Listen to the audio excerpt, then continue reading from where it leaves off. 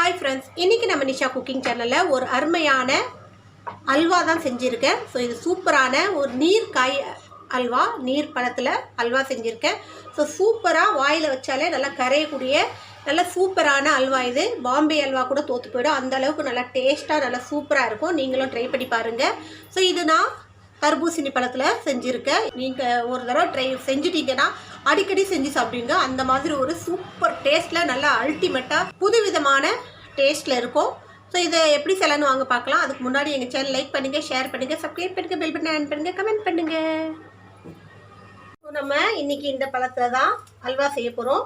So ரொம்ப நல்ல பழம் தர்பூசணி, சீசனில் வரக்கூடியது. சீசனில் வரும்போது நிறைய வாங்கி சாப்பிடுங்க. ஏன்னா இது வந்து நமக்கு உடம்புக்கு நிறைய சத்துக்கள் இருக்குது தர்பூசணியில். அதே போல் நீர் சத்து அதிகமாக உள்ள பழம் வந்து தர்பூசணி மட்டும்தான். அதிகமான நீர் சத்து உள்ள பழம், நல்லா ரெட்டாக இருக்குது பாருங்கள். ஸோ இப்போ வந்து சில வதந்தியெல்லாம் பரவி இருக்குது. இதில் வந்து நம்ம சாயம் பூசுகிறாங்க, சாயம் இருக்குது அப்படின்னு சொல்லிட்டு. நமக்கு இதில் சாயம் எல்லாம் தெரியல. சப்போஸ் சாயம் போட்டாங்கன்னா இந்த பக்கம் மட்டும் ரெட் ஆகாது, இதுவும் சேர்ந்து ரெட் ஆகும். இந்த ஒயிட்டாக இருக்கிற இடமும் சேர்ந்து ரெட் ஆகும். ஸோ ரசாயனம் எல்லாம் இந்த மாதிரி பழத்தெல்லாம் கலக்க முடியாது. யாராவது எங்கேயாவது ஒரு தப்பு பண்ணியிருக்கலாம், ஆனால் அவங்களாலேயும் அது செய்ய முடியாது. பட் இது வந்து நல்ல ஒரு பழம், வாங்கி சாப்பிடுங்க. இது நம்ம ஊர் விவசாயிங்க ரெடி பண்ணுறது. ஸோ அவங்களுக்கு வருஷத்தில் ஒரு தடவை தான் இதோட வருமானம். ஸோ இதை வந்து நிறைய வாங்கி சாப்பிடுங்க. இந்த சீசன் வந்ததுலேருந்து இன்னி வரைக்கும் ஒரு 20 காய்க்கு மேலே நாங்கள் வாங்கிட்டோம். ஸோ டெய்லி ஒரு நாள் விட்டு ஒரு நாள் எங்கள் வீட்டில் தர்பூசணி ஜூஸு, தர்பூசணி கட் பண்ணி சாப்பிட்றது, தர்பூசணியில் சாலட் பண்ணி சாப்பிட்றது, இது போல் நிறைய நாங்கள் சாப்பிட்ருக்கோம். ஸோ நீங்களும் இந்த போல் வாங்கி சாப்பிடுங்க. நம்ம ஊர் விவசாயிங்களுக்கு நம்ம தான் துணை இருக்கணும். ஒரு நாட்டோட முதுகெலும்பு விவசாயம். நம்ம அந்த விவசாயத்தை துணையாக இருந்து நம்ம நாட்டோட வளர்ச்சிக்கு துணையாக இருப்போம். ஸோ இப்போ வந்து இந்த தர்பூசணியை நான் கட் பண்ணியிருக்கேன் இல்லையா, அதில் எந்த அளவுக்கு நமக்கு அல்வா செய்ய போகிறோமோ அந்தளவுக்கு தர்பூசணி எடுத்துக்குங்க. ஸோ இதை வந்து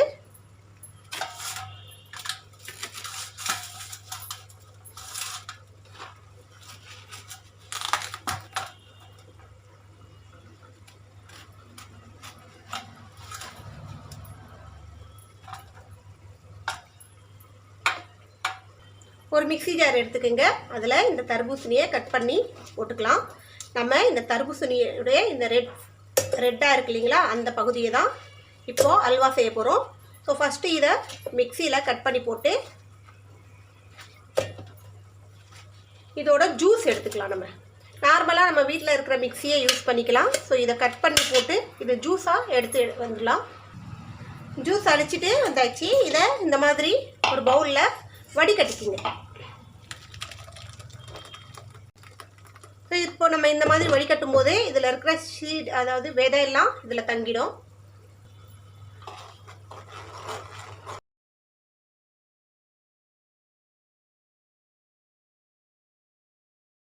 ஸோ அவ்வளோதான். இப்போ இந்த இதை வந்து இந்த சக்கை, இந்த விதையெல்லாம் இதில் தங்கிடுச்சு. நான் இந்த அளவுக்கு ஜூஸ் அடித்து எடுத்துக்கிட்டேன். ஸோ இது வந்து ஒரு கால்வாசி பழம், இந்த அளவுக்கு இந்த ஜூஸை நான் எடுத்துருக்கேன். ஸோ இதில் ஒரு 2 ஸ்பூன் அளவுக்கு கார்ன்ஃப்ளவர் மாவு சேர்த்துக்கிறேன். ஒரு 4 ஸ்பூன் அளவுக்கு பால் பவுடர், மில்க் பவுடரு. இதோட சர்க்கரை வந்து ஒயிட் சுகர் தான் நான் ஆட் பண்ணுறேன். உங்களுக்கு ஒயிட் சுகர் விருப்பம் இல்லை சுகர் பேஷண்ட்டாக இருந்தீங்கன்னா ஒன்று நல்ல சுத்தமான நாட்டு சர்க்கரை எடுத்துக்கோங்க. அப்படி இல்லைன்னா கருப்பட்டி எடுத்துக்கோங்க. கருப்பட்டிலேயோ இல்லை நாட்டு சர்க்கரையிலையோ இது செஞ்சோன்னா நல்லா சூப்பராக இருக்கும். ஸோ இது வந்து நான் இப்போதைக்கு சர்க்கரை எடுத்துக்கிறேன். சர்க்கரை வந்து ஒரு 50 கிராம் அளவுக்கு எடுக்கிறேன். ஏன்னா ஆல்ரெடி நமக்கு தர்பூசணியில் இனிப்பு இருக்கும். ஸோ இதோடு சேர்த்து இது எல்லாத்தையும் நம்ம நல்லா மிக்ஸ் பண்ணிக்கலாம்.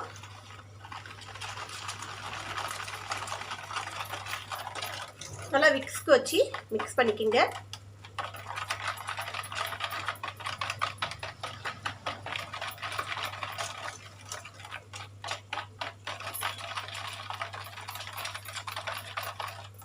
சர்க்கரை, பால் பவுடர், கார்ன்ஃப்ளவர் மாவு 3 நல்லா மிக்ஸ் ஆகணும்.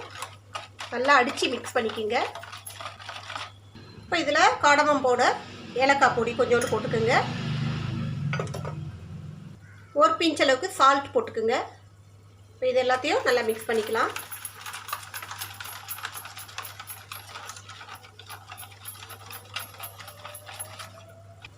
இப்போ ஒருவேளை உங்களுக்கு இனிப்பு பத்தலைன்னா இந்த ஸ்டேஜில் கொஞ்சம் டேஸ்ட் பண்ணி பாருங்கள், இனிப்பு போதுமானு. பத்தலைன்னா ஆட் பண்ணிக்கிங்க. இப்போ இதை நம்ம எந்த பேனில் அல்வா செய்ய போகிறோமோ அந்த பேனில் இதை மறுபடியும் வடிகட்டிக்கலாம்.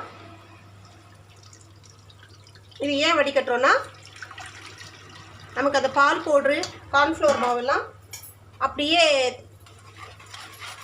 பிசுறு பிசுறாக தங்கி இருக்கக்கூடாது. அதுக்காக இது மறுபடியும் வடிகட்டுறோம்.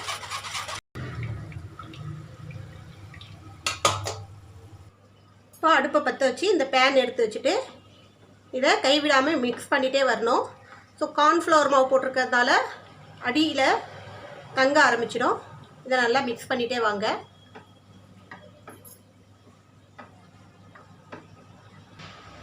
ஓ, இந்த மாதிரி இது திக்காயிட்டே வரும்.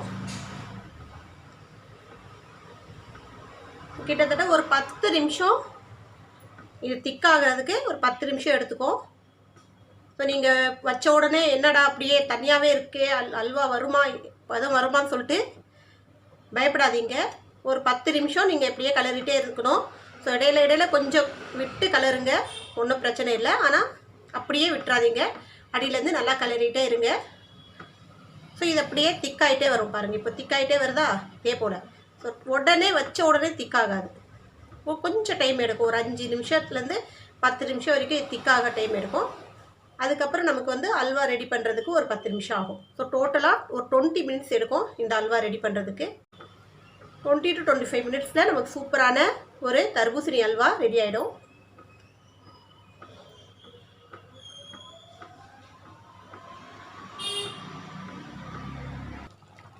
இது இந்த அளவுக்கு கொஞ்சம் இறுகிட்டே வரும்போது நம்ம இதில் ஒரு 3 டேபிள் ஸ்பூன் அளவுக்கு நெய் சேர்த்துக்கலாம். அடுப்பை கொஞ்சம் நல்லா சிம்மில் வச்சுக்கிங்க, அடி பிடிக்காமல்.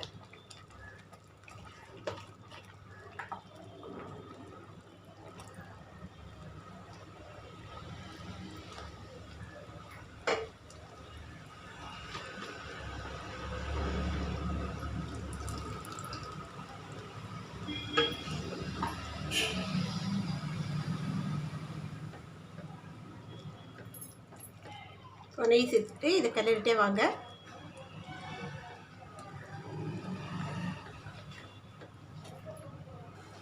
இப்போ இதை நல்லா கிண்டிகிட்டே இருங்க. இந்த நெய் வந்து பிரிஞ்சு ஓரமாக வரணும், அந்த அளவுக்கு இதை கிண்டிகிட்டே இருங்க நல்லா.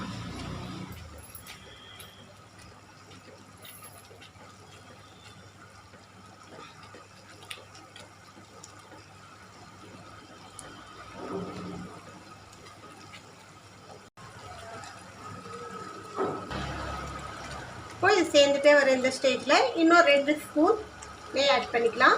டோட்டலாக ஒரு 5 ஸ்பூன் நெய் மட்டும்தான் இதில் நான் போட்டிருக்கேன்.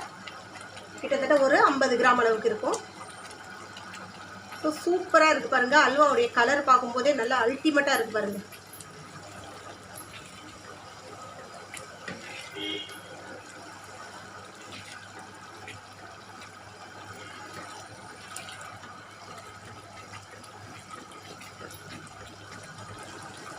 அவ்வளோதான். இது ஒரு இன்னும் 2 நிமிஷம் நம்ம கிண்டிகிட்டே இருந்தோம்னா இந்த சட்டியை விட்டு அது தனியாக வரணும், பிரிஞ்சு வரணும். அந்த அளவுக்கு இது கொஞ்சம் திக்காக கிண்டிகிட்டே இருக்கணும். ஸோ சூப்பரான ஒரு அல்வா, டோட்டலாக ஒரு நீர் காயில், நீர் பழத்தில் இந்த அல்வா செஞ்சுருக்கோம். ஸோ இந்த அல்வா வந்து நல்லா சூப்பராக இருக்கும். நம்ம பாம்பே அல்வாவே தோற்றிடும். அந்தளவுக்கு வாயில் வச்சா அந்தளவுக்கு அழகாக நல்லா தொண்டையில் இறங்குறதே தெரியாது. அந்தளவுக்கு நல்லா சாஃப்டாகவும் நல்லா டேஸ்ட்டாகவும் இருக்கும். ஸோ நீங்கள் இது தர்பூசணி பழத்தில் செஞ்சீங்களான்னு சொல்லி கண்டுபிடிக்க முடியாது, அந்த அளவுக்கு சூப்பராக இருக்கும் இந்த அல்வா.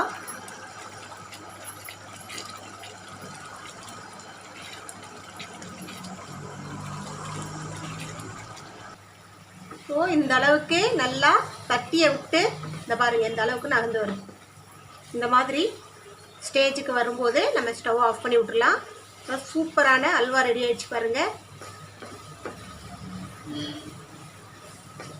இது ஆறும்போது இன்னும் கொஞ்சம் திக்காகும்.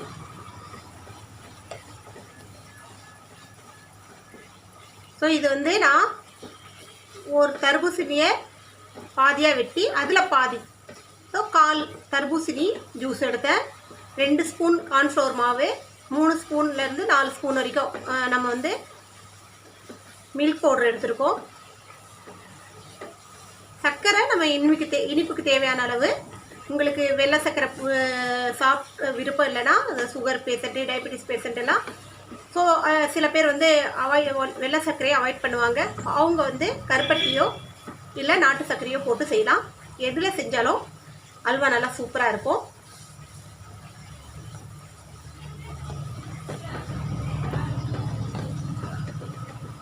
அவ்வளோதான்.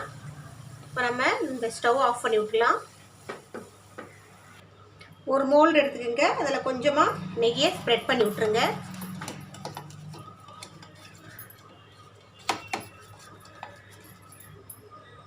இதில் கொஞ்சோண்டு சீடு போட்டுக்கலாம். இது நான் தர்பூசணி, பூசணி, வெள்ளரி இதோட சீடெல்லாம் கொஞ்சம் ஸ்ப்ரெட் பண்ணி விட்டுக்கிறேன்.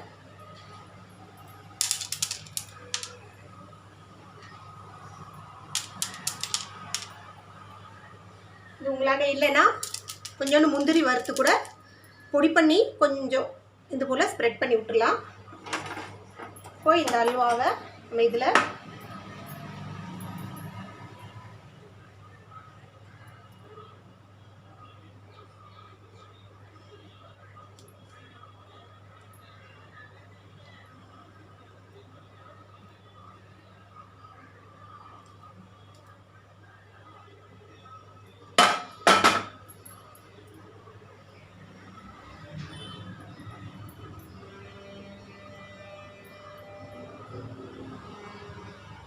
இதை அப்படியே ஆற விட்டுருங்க.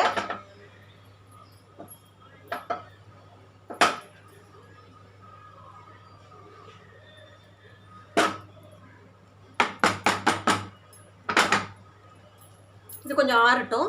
ஸோ சூப்பராக அல்வா ரெடி ஆச்சு பாருங்கள். நல்லா அருமையாக, நல்லா டேஸ்ட்டாக, குழந்தைங்கலேருந்து பெரியவங்க வரைக்கும் ரொம்ப விரும்பி சாப்பிடுவாங்க. இந்த அல்வா வந்து வாயில் வச்சாலே அப்படி கரைஞ்சி ஓடும், அந்தளவுக்கு நல்லா சூப்பராக நல்லா டேஸ்ட்டாக இருக்கும். நீங்களும் ட்ரை பண்ணி பாருங்கள். ஒரு நீர்க்காயில் ஒரு சூப்பரான அல்வா. ஸோ இன்னொரு ரெசிபியோடு உங்களை சந்திக்க வரை உங்களிடம் விடைபெறுவீங்கள் உங்கள் நிஷா. எங்கள் சேனல் லாஸ்ட் வரைக்கும் பார்த்தவங்க அனைவருக்கும் மிக்க நன்றி. பாய்.